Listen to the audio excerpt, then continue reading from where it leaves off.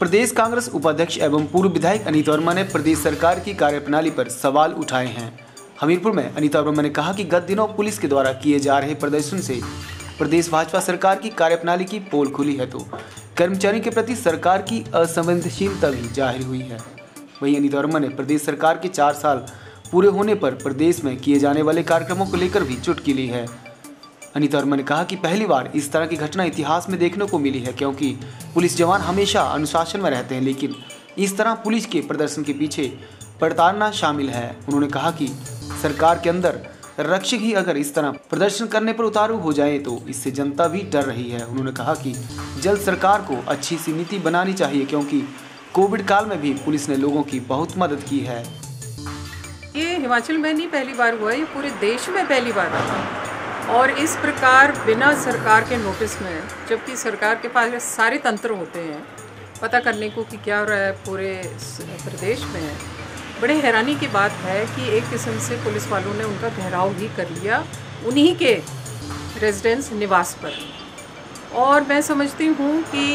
ये अगर आप दूसरे विदेश के जो देश हैं उनमें देखेंगे तो इसको कूप बोलते हैं अंग्रेज़ी में, यानी कि एक किस्म से बगावत की पुलिस वालों ने, क्योंकि पुलिस वाले जो हैं वो एक बहुत रिस्पेक्टफुल और बहुत आज्ञाकारी और रूल्स में चलने वाले लोग हैं जिनको वैसे ही ट्रेनिंग दी जाती है। लेकिन अगर उन्होंने ऐसे किया है तो इसका मतलब है कि बहुत ही रिजेंटमेंट उनमें है, उनमें ज़्यादा ही एक किस्म से भावना है कि उनको उतनी तनख्वाह नहीं मिल रही जितनी मिलनी चाहिए। तो हमें उनकी तरफ देखना बड़ा ज़रूरी है, क्योंकि अगर आपके रक्षक ही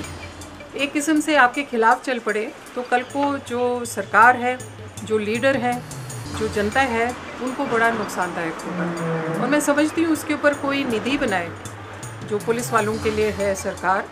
ताकि इनको उसी तरीके से पे इंक्रीज़ की जाए और इनकी प्रमोशंस जैसे भी हैं उनके ऊपर एक अच्छी सी निधि बने और ये भी सेटिस्फाइड हों, क्योंकि आखिरकार ये रात दिन हमारा काम करते हैं और ख़ास करके कोविड के काल में तो इन्होंने हमारी बहुत ही मदद की थी। तो मैं समझती हूँ कि इनकी तरफ देखना सरकार का सबसे बड़ा कर्तव्य आज। वहीं प्रदेश सरकार के 4 साल पूरे होने पर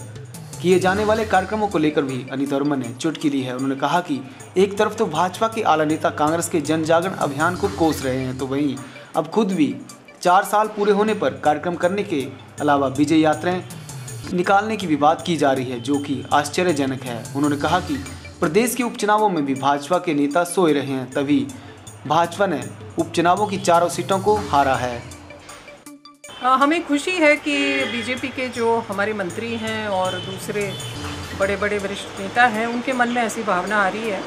क्योंकि वो ऐसे ही सोए रहे थे जब बाई इलेक्शन हुआ। उन्होंने सोचा कि बाई इलेक्शन है, सरकार हमारी है, हम जीत जाएंगे। उन्होंने लोगों की नब्ज़ को नहीं छुआ और उसी के कारण वो सीटें भी हारे।